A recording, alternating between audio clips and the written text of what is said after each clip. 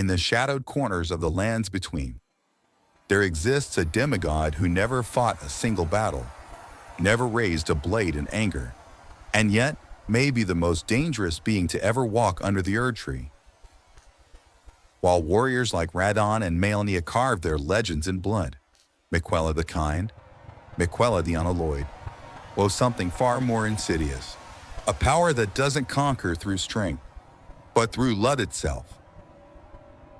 This is the untold story of the most dangerous demigod in Elden Ring.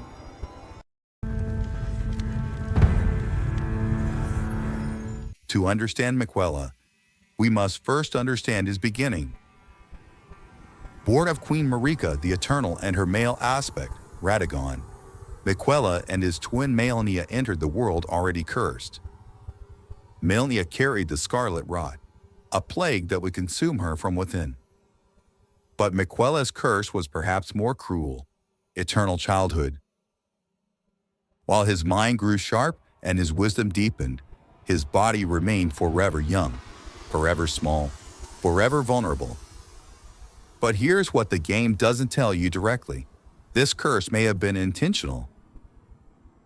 Marika, in her attempts to create a perfect order, may have created children who represented the ultimate rejection of the Golden Order itself.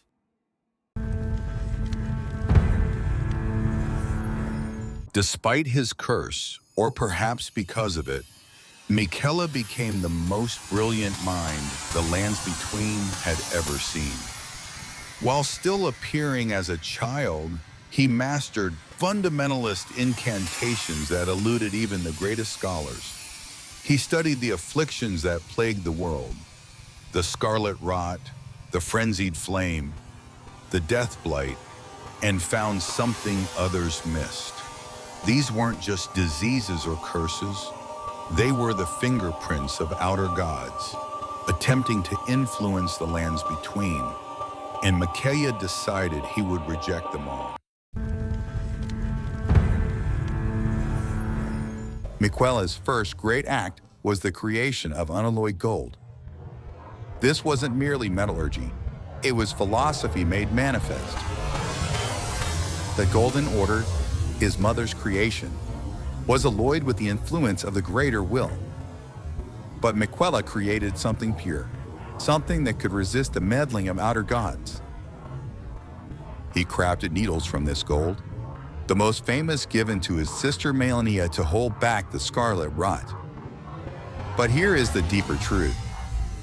Unalloyed gold was his first declaration of independence. He was creating the foundation for an order that would be truly free. And this terrified the powers that governed reality itself.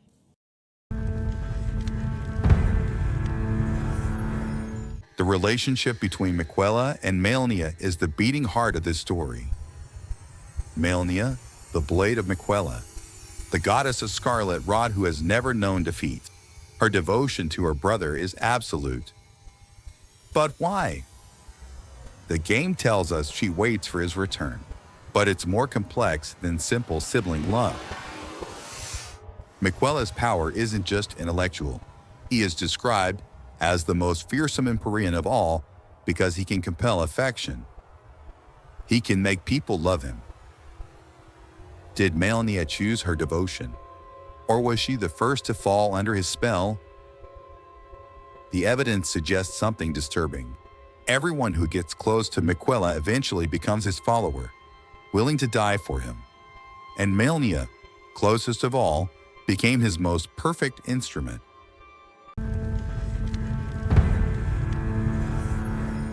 Miquella discovered something that shattered his world. The Erdtree had abandoned him.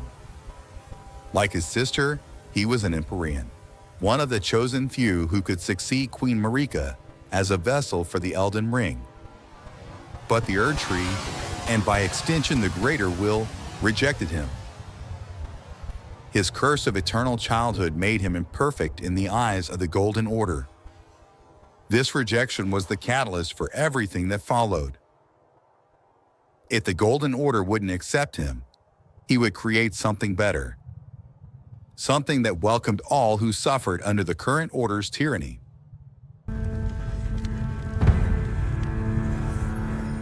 And so Miquella dreamed.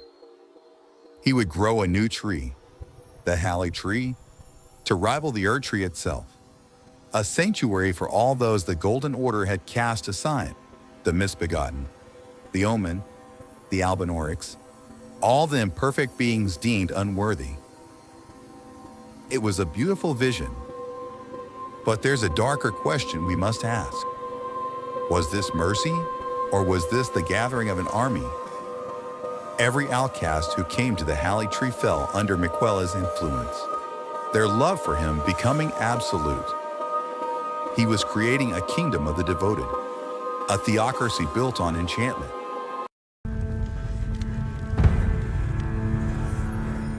But growing a tree to rival the Erdtree required power beyond normal means.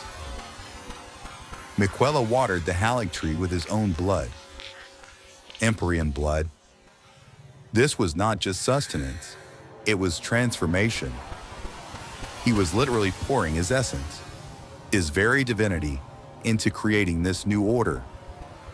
But here is what most players miss. This act was also incredibly dangerous. By giving so much of himself to the tree, he was becoming vulnerable. And his enemies knew it. Mohg, the Lord of Blood, certainly did.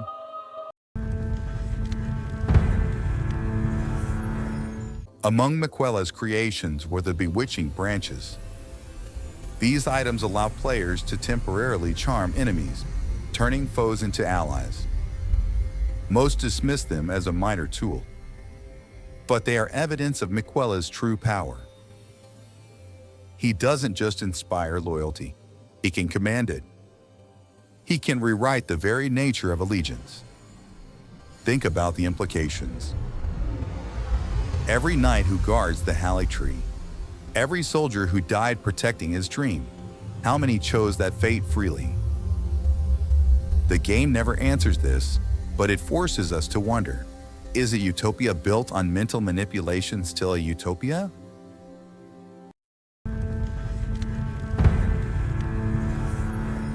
Despite the questions about his methods, Miquella's goals seem pure.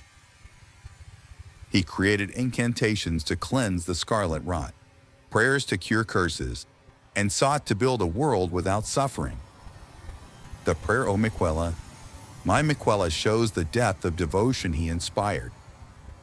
But as we will see, his journey to create this perfect world would lead him down a path darker than anyone imagined. Because Miquella discovered that to truly change the world, to create an order free from the influence of outer gods, he would need to go to a place beyond the reach of even the greater will itself.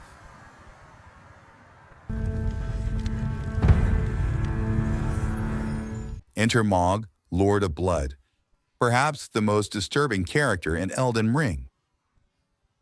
Born an Omen twin to Mohg, Mohg was shackled beneath Lendl, imprisoned for the crime of being born impure. But Mohg found a different outer god, the Formless Mother, a deity of blood and obsession. And through her whispers, Mohg learned of Miquella, an Empyrean, eternally young, the perfect vessel for his dark ambitions. Mohg's obsession with Miquella goes beyond politics or power. The language used in the game suggests something deeply unsettling, a possessive, twisted love that mirrors and darkly contrasts with the devotion Miquella inspires in others.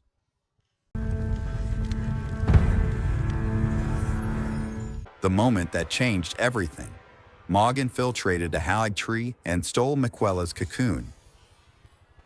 While Miquella was in his most vulnerable state, attempting to grow to adulthood through metamorphosis in his cocoon, Mohg tore him from his sanctuary.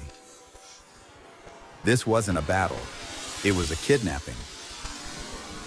Malenia, the undefeated blade, was somehow not present to protect her brother. Where was she? The timeline suggests she was in Caelid, fighting Radahn to a stalemate. Was this coincidence? Or did Mohg specifically wait for Malenia to be absent? The Shattering created chaos, and in that chaos, the most precious thing in the lands between was stolen.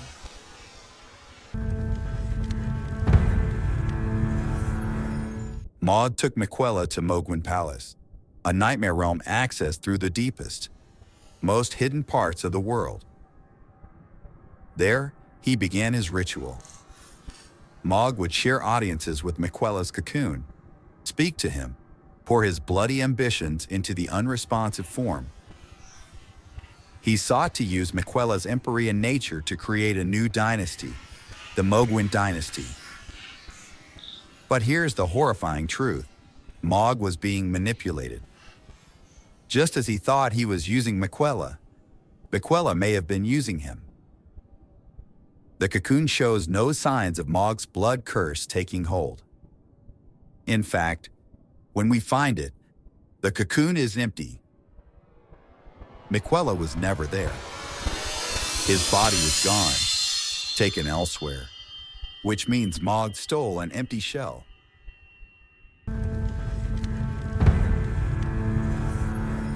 While Mohg performed his steel rituals, Malenia was destroying the world trying to find her brother. Her war with Radahn wasn't about conquest or glory, it was desperation. Radahn held the stars themselves in place with his gravity magic, preventing fate from moving forward.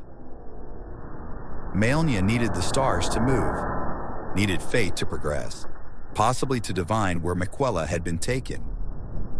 So she marched to Caelid and challenged the mightiest warrior in the lands between. When neither could win, she did the unthinkable. She released the Scarlet Rot, the very curse Miquella had helped her suppress, and bloomed into the goddess of rot. She turned Caelid into a hell's gate, just for a chance to find her brother. That is not devotion, that is obsession. And it raises that question again. Is this love genuine? Or is it the ultimate proof of Miquella's power?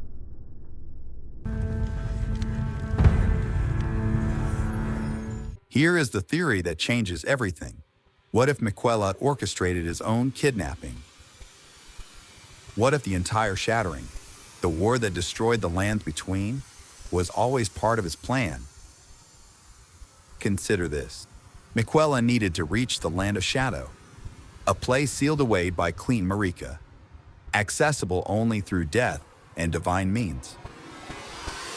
He needed to break free from his curse. And most of all, he needed to become a god on his own terms.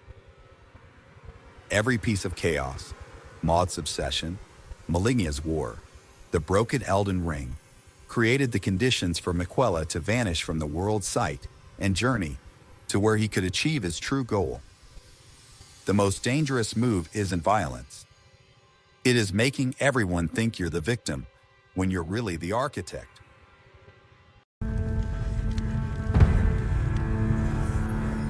The Land of Shadow. This realm, hidden from the lands between, contains the darkest truths about Marika and the Golden Order. It is here that the DLC Shadow of the Erdtree reveals Miquella's final plan. This land was sealed away by Marika herself, containing her sins, her victims, and the horror she committed to create the Golden Order.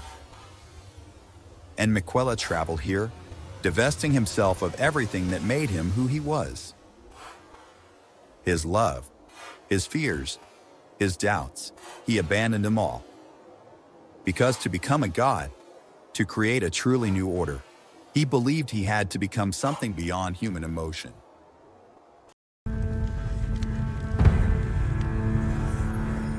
Miquella's journey through the Land of Shadow is marked by abandonment. He abandons his love at one sight, his fears at another.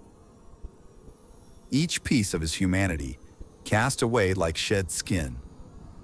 This is crucial to understanding why he is so dangerous.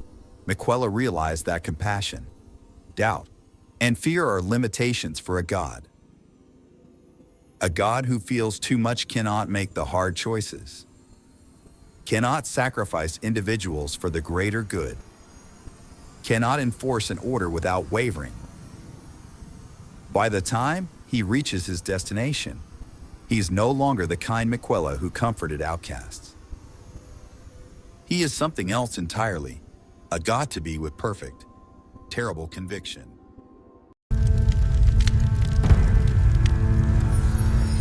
And here is where Miquella's plan reveals its cruelty. He made a vow with Radahn. The Star Scourge himself agreed to be Miquella's consort, his king. But this vow was made before Radahn was reduced to a mindless beast, before Malenia destroyed him in Caelid. Miquella needed Radahn dead so he could bring him back, bound to their ancient promise.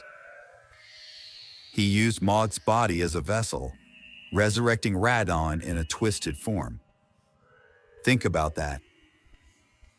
Malenia's entire war, the destruction of Caelid, the suffering of millions, all orchestrated so Miquella could kill and resurrect Radahn as his puppet king. The kindest demigod just used his sister as a weapon to murder his chosen consort so he could reanimate his corpse.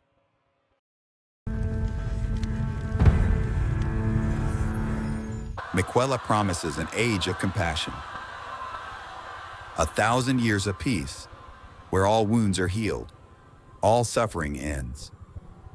It sounds beautiful, but here's what that really means. 1,000 years where everyone loves Miquella, without choice. Where free will is replaced by enforced affection. Where humanity is united because they literally cannot feel anything but devotion to their God. It is compassion as tyranny. Love as chains.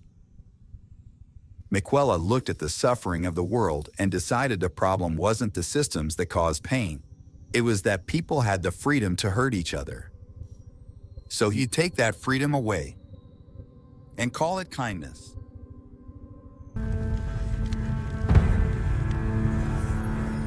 And this is why we must stop him. Not because Miquella is evil. Evil would be simpler. But because he is a being of absolute conviction who has abandoned doubt, who sees humanity not as something to preserve, but as something to perfect, even if that means erasing what makes us human. When we face Miquella and his resurrected consort Radahn, we're not just fighting for survival. We're fighting for the right to choose our own path, to feel our own emotions, to be flawed and free rather than perfect and controlled. Miquella is the most dangerous demigod because he doesn't hate us. He loves us. And that love will destroy us more completely than any conqueror's sword. The path to hell, they say, is paved with good intentions. And Miquella's intentions are the most beautiful, most terrible of all. This has been the untold story of Miquella, the kind of soul who became the greatest threat the lands between has ever known. If you have made it this far, thank you for joining me on this in-depth look into Elden Ring's most complex character. Miquella's story asks us uncomfortable questions about freedom, compassion, and whether the ends justify the means. Would you accept eternal peace if it meant surrendering your free will? Let me know your thoughts in the comments below. And if you want more deep lore explorations like this, subscribe and hit that notification bell. The lands between hold many more secrets waiting to be uncovered. Until next time, may you walk in grace, Tarnished.